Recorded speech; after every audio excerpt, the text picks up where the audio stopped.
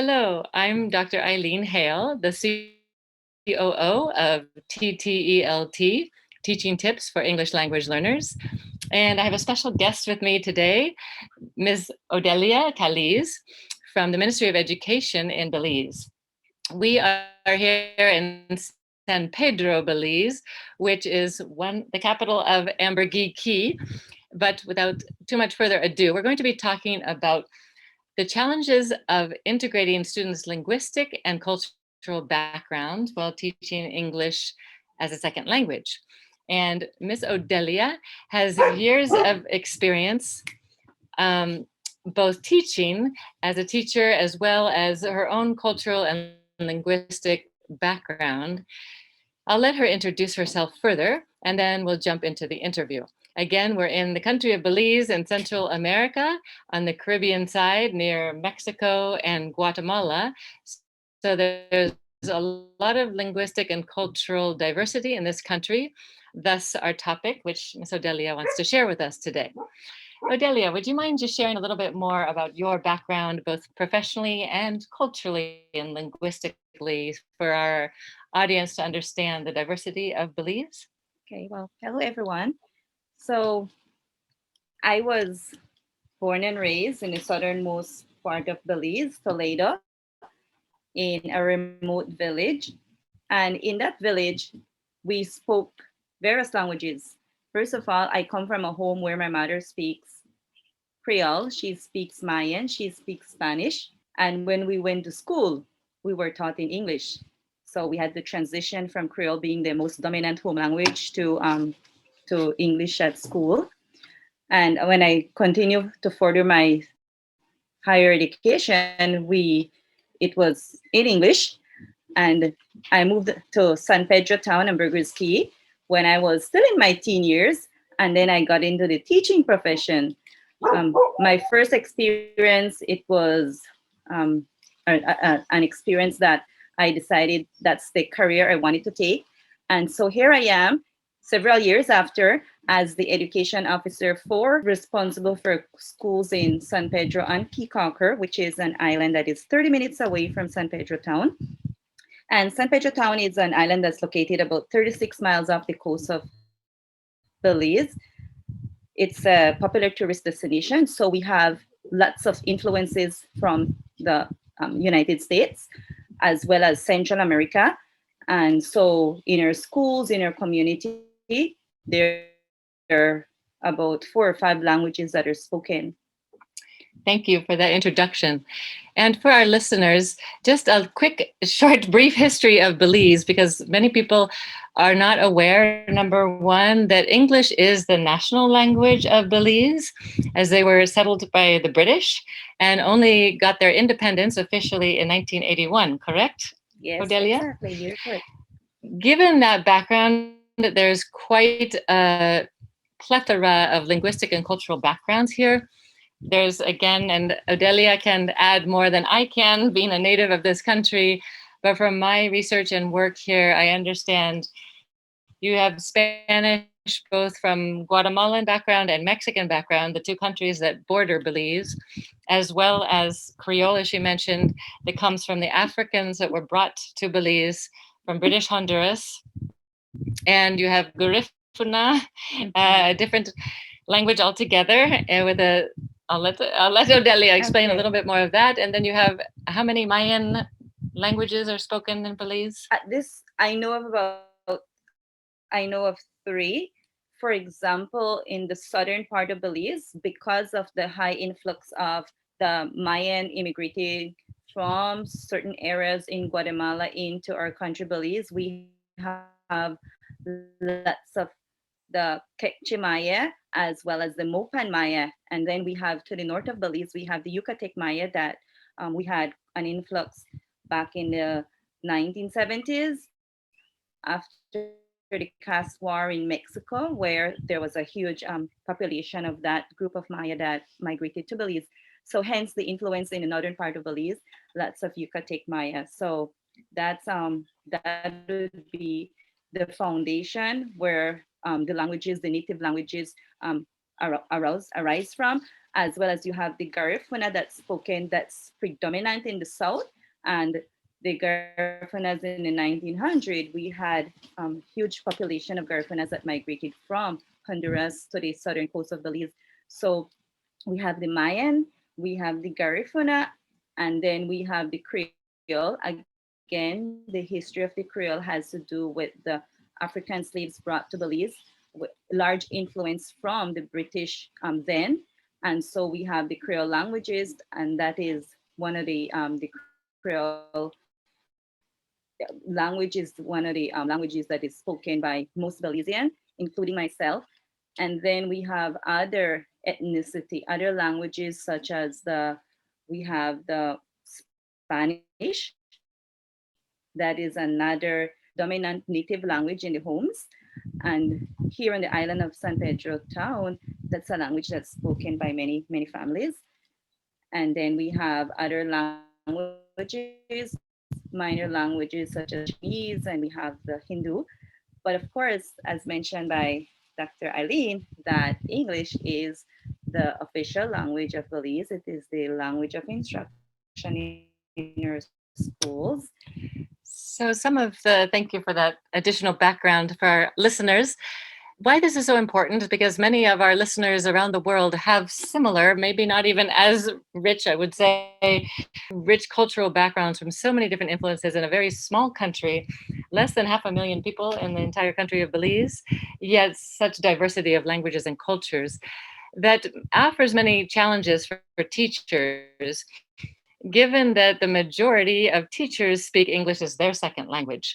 Again, speaking either a Mayan or Spanish or Creole or a combination of all those languages at home.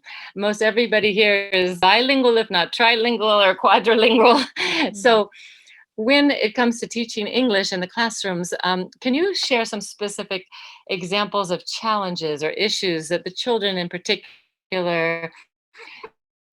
Odelia taught for over 10 years in the elementary schools. Maybe you could share some challenges that you incorporated and encountered while you were teaching in the schools. Well, I can even speak for myself as a student in school. So, as mentioned before, in my home, my mom speaks Mayan, Mopan Maya, Kekchi Maya, and Spanish as well, but Creole was our native language. And so when we went to school, of course, the language of instruction is English. The textbooks are in English, language, the instruction is in English. Everything that you read or you're introduced or taught, it is done in English. So at that point, there is just the language barrier that becomes a challenge because, of course, vocabulary and the context and the way it's written, it's not something that you are accustomed to or you're familiar with. And so that becomes the first barrier. A second barrier that, or a challenge that I experienced, was that oftentimes the textbooks, the content and the concepts in these books are not done or not contextualized. It is not within my own context. And I'm just speaking from my particular hometown, my particular area. And so you have to adjust, or they seem foreign. All the information and all the vocabulary and whatever is written in those textbooks, the pictures, the images are foreign to you. So not just the language barrier, but just the whole information that is there is a whole new adjustment. And I think that that was one of my lack of motivation as I continue to further. In the younger years, I think it was nurtured a lot. Like my teacher nurtured that the lack of not being able to connect to this new experience. She nurtured that. But as I went into higher grade, I think that did not happen. And I think right there was where my motivation for learning, I lost the motivation and I found school to be a bit of a challenge. And that's where I began to struggle. And so I think that that still happens in our school today because it does not necessarily mean, and I'm just speaking for a particular population of students, but it does not necessarily mean that children do not want to learn, which is, one of the common phrase that the children are not interested, they're disengaged. However, that does not mean that they're disengaged. I don't think that any child who goes to school, wake up and walk 2, 3 miles, get dressed, goes to school, that I don't want to learn today. And so oftentimes the disconnection between what is happening inside classroom and what you come with at home cause for the interpretation that children do not want to learn. And so we need to really take into consideration other factors than just assume. As an past educator myself, I think that um, really digging deeper and looking more at why children may seem disengaged is very important, rather than making your own assumption. And so how can teachers do that as an educator, as how my teacher used to do? My teacher had a very good communication with home and with school. So my mom cannot read and write, and so when it comes to supporting us in doing enrichment assignment at home, there was no way I could have relied on my mom to help me study, to help me with my homework, with my schoolwork. And every time I make a connection to learning in school, I always use my example, because I think that many children can share that experience. Teacher, it took that one teacher to say, you know what, it's not just when you come to school here that I get to see you and talk to you. Like, my teacher made that extra effort to build that bridge, that communication between home and school. And so my mom was a part of the school, was a part of the entire education system. And so as a child, as a student back then, I felt that we had that support. But as I further my education, that wasn't there, of course, because the level of education varied. And that was where the support was not there for me anymore. And that's when I found education to be a struggle. So when I became an educator, that's something I did. I tried to ensure that parents and the home was a part of what I did in my classroom instruction. And I think that's why I fell in love with education, even up to today. And that was the driving force. So every time someone would ask me, why did you become an educator? Why did you stay in education? I always say to the students I would speak to, you all motivated me. You were the ones, the families, the community. That has been my motivation. And even up to today, with the work that I do in my community, I think that even to today, that I laugh and I smile when I go home after 5, after 6, after 7, because of that relationship that I have with my community, with the storekeeper down the street, or with the mayor in the town, or with the community, the preacher, or with. So I try to connect, and I try to ensure that we're not disjointed. And so I think that that's so important, that whatever bridge we choose to build, to connect with, whether it's just that communication, that's so critical. These are great points you're making. Specific tips, just a little deeper, if you will, for a teacher today who's, let's say they have some children that speak Mayan, one of the Mayan languages, and some children that speak Creole and some children that speak Spanish, all in the same classroom. And say, for example, the teacher only speaks the Mayan language but doesn't speak Spanish. How could she or he connect with the language background and the cultural background with which he or she may not be familiar? Well, we have that's a reality in our schools today. That is a reality because I come from the south, not too far from many of the Mayan villages, and so we have Mayan is a native language. There's nobody who comes and introduce English, and now when a teacher goes in these villages, he or she instruction is done in English. The teacher speaks only English, but then you have your students, majority of them do not speak. What do you do, and how do you ensure that there is not you don't have students that believe that you're talking something foreign to them? I think so important. And again, from my experience and what I used to do as an educator and what I still believe in works well is, at some point the teacher needs to ensure that students are a part of that classroom learning. How can students be a part of that? Number one, I remember when my teacher would say to me, okay, we're going to have an event, a food that would be cooked at home. Um, she would try to encourage that the children bring various, for us it was food, because in my community, like, we enjoy food. So food was a way that brought us together, different native food. For a teacher now trying to communicate and get information across, I would say that at some point you have to encourage or allow children to share their own information or story in their language. So let's say a teacher is doing a lesson, and do it because I'm not fluent in Spanish, but I have most of my students are Spanish speakers. And so I say something in English. Okay, I'm trying to communicate something in English, and I say to one of my students, how do you say this? How would you say this in Spanish? Help me explain to your peers or to the to the class what I'm trying to say.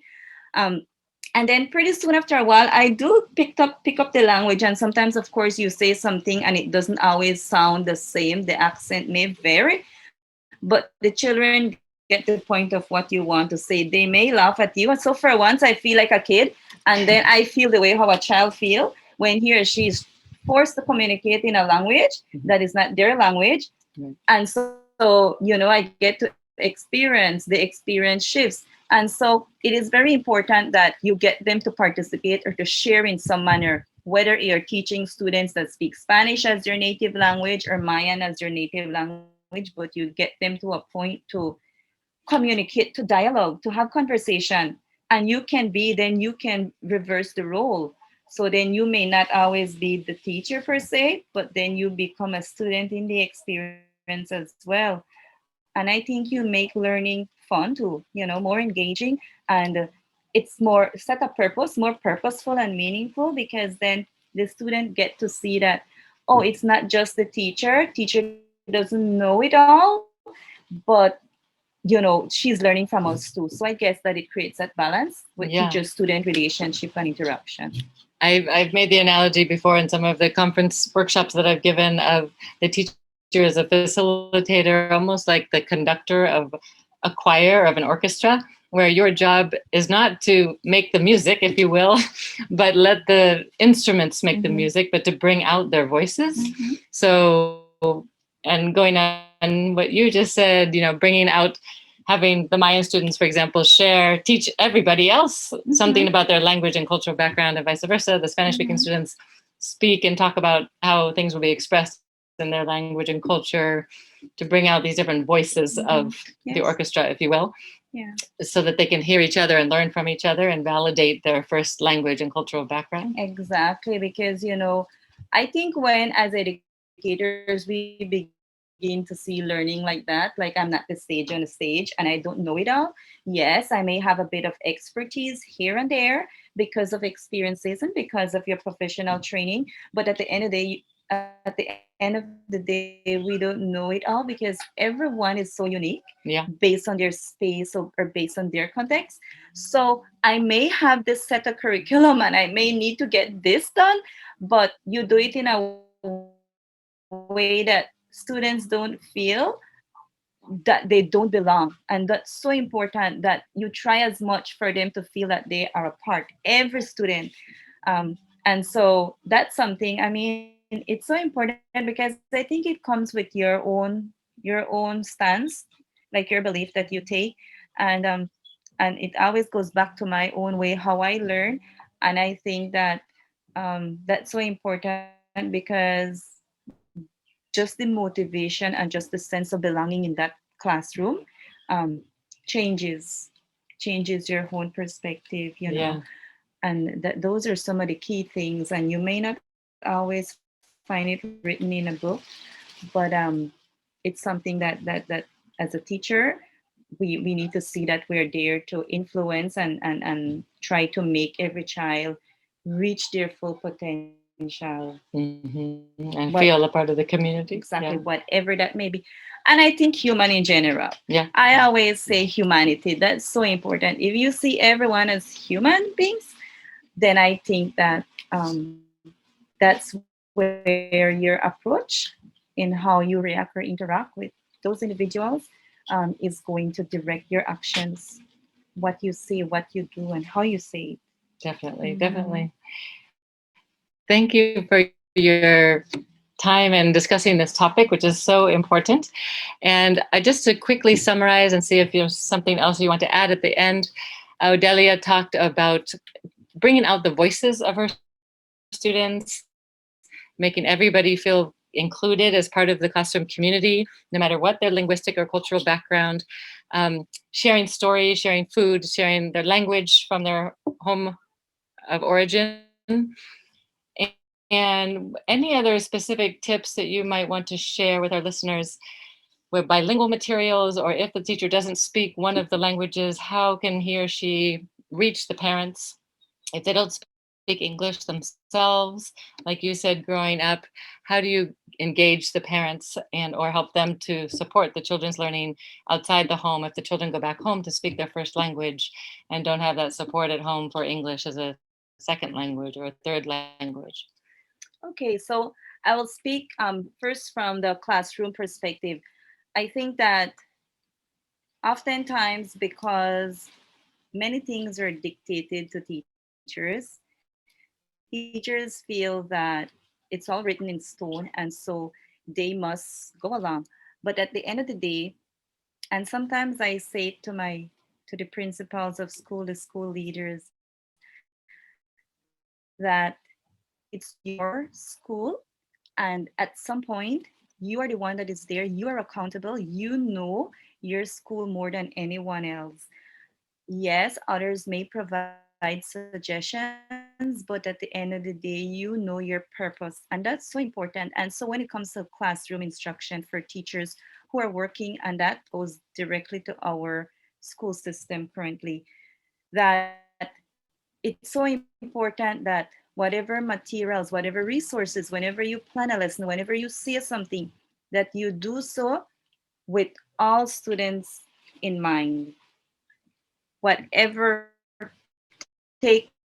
And so it's so important that you know your student, you know them beyond just the classroom, beyond just the 8 to 5. You need to a profile. I always say a profile of your student, what they like, where they come from, where do they live, who are their families.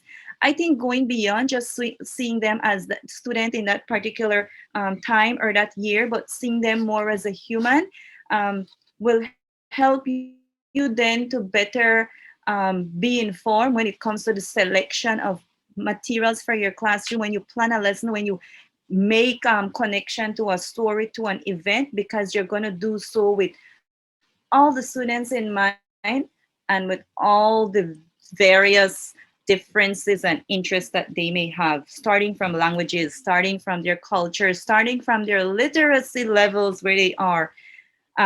That's so important.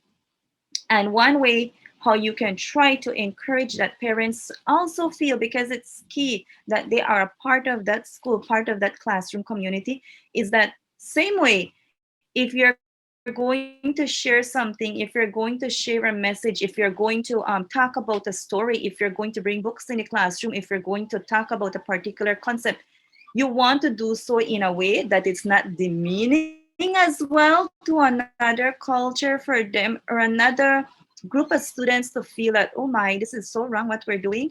And you also want to do it in positive way. But how can you do so? How can you let parents feel that they're part of a school community is by getting to know them. Where do they live? Their history, their origin, their siblings, their families, what do they like? Because of course, like we talk about, culture goes beyond just food.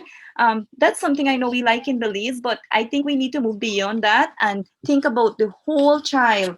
And when teachers let families feel and parents feel that it's okay if I may not share the same languages as the other student across from my child, or the other parent that sits away from me, or it's okay if probably we don't live in the same geographical area, or it's okay if we don't share the same views, but it matters. It matters, and these differences are what makes us makes a rich classroom because we learn from each other. We know that. Imagine if everything was all the same. I mean, how not interesting life would be. And so we need to see these differences as something that is rich, where we can all learn from, and that is what make learning motivating and interesting. So teachers can start by knowing your students, knowing your families, and let them feel that they're welcome in school. That you just do I just don't see you when it's time for a report card. Yeah. You can Yeah. talk to me, you can share when we have an event. The parents can serve as resources. I always say that because sometimes right among your students, the parents have skills, have interests. So those are things that you could use as resources in your school, in your community. And I think when we begin to see education than just right in the classroom and oh my, I have like 30 kids and they're all different, how do I work this? But see the differences as something that's rich, as a resource. I Mm-hmm. think then we will see the teaching students from various backgrounds Yeah. more as a blessing, Definitely. right? Definitely. You reminded me of one quick story, and then we'll wrap this interview up. That had an experience with my adult students from different Spanish-speaking backgrounds. And as you know, even though they all speak Spanish, their cultural backgrounds are very different, and even linguistic aspects of Spanish. I have students from Honduras, Mexico, Peru, and Cuba, and Argentina, all in the same class. And although they all speak Spanish as their first language, they speak different dialects of Spanish. It's like English from Ireland and English from Australia and America is all very different. Yet they have the commonality of coming to America. And we had one class where they ended up speaking Spanish the entire class. And at first I was worried, we're not doing our English lesson, we're not doing our English lesson. But then at the end of the class, I realized, what? We just spent an hour and a half hearing stories in Spanish about how they came to America.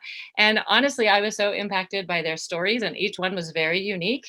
And I won't go into that right now, but given that time to get outside of the box, get outside of the curriculum, and let your students share their stories, even in small groups, of how and why they're in your classroom, where they come from, what their family backgrounds are.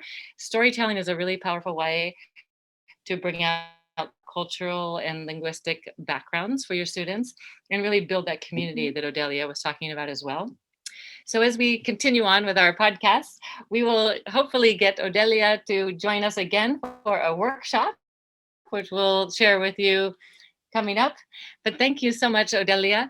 Is there any way, if people want to find you, what's the best way for them to find you? Either online, your email, or anything you may want to share where a listener could access you as a resource? Okay. So for now, I I have a Facebook Okay. page under Odelia Jacobs, but professionally to find me, I'll share my email. I use my work email, and I do serve as a resource for teachers that it may not be in this particular area, but they may have questions pertaining to what they're doing. So I'll just share my email, and my email is Odelia, Odelia dot Caliz, Caliz at moe.gov.bz. That is my work email. I check it often, and should teachers need have questions, parents, I try to be as resourceful and try to help as best as I can. So I think for the time being, that is the most efficient way you can find me. Thank you so much for your time today. And we'll have her email information in our notes. So thank you, Odelia, for your time and for joining us. We look forward to talking with you further, hopefully for a follow-up workshop. Thank you, Dr. Ali. We'll see you all again, listen to you again soon. Thanks. Bye. In summary, I'd like to recap the challenges before we talk about the teaching tips that Miss Odelia Caliz has discussed with relation to linguistic and cultural challenges in a multicultural classroom. First, she talked about the lack of contextualization of materials from books to curriculum. And then she discussed the lack of student engagement, or we could say student disengagement, and the lack of motivation.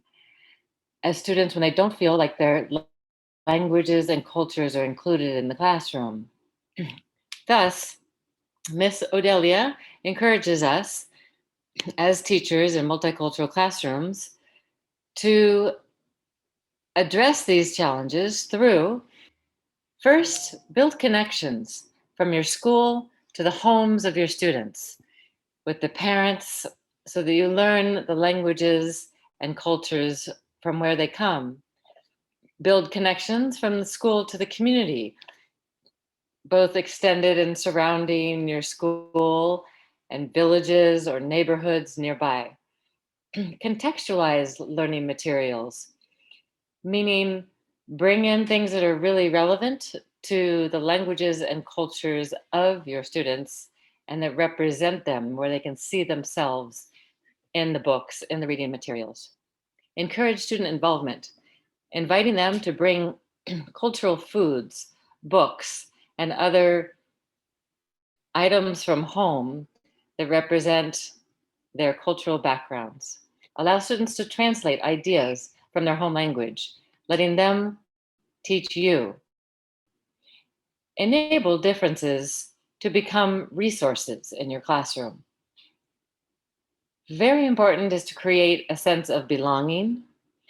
And by doing this, you get to know your students holistically, their literacy levels, their home languages, and the depth of cultural and linguistic backgrounds from which they come. Thanks so much, Miss Odelia Caliz, for sharing such wonderful and rich podcast with us. If you'd like to reach Odelia, again, her email is here, Odelia Caliz, Odelia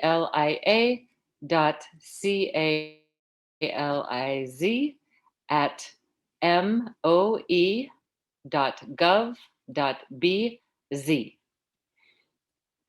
This month's TTELT Talks will be Saturday, June 26th, 5 p.m. Eastern Standard Time.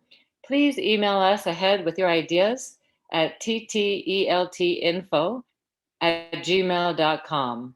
That's tteltinfo@gmail.com. Here we discuss items that are most important to you. Thank you so much for participating. Follow us on our website, ttelt.org, our Facebook group, Instagram, Twitter. We love your participation, and thank you again, Ms. Odelia Caliz, and all of our participants for joining us today. Have a wonderful day.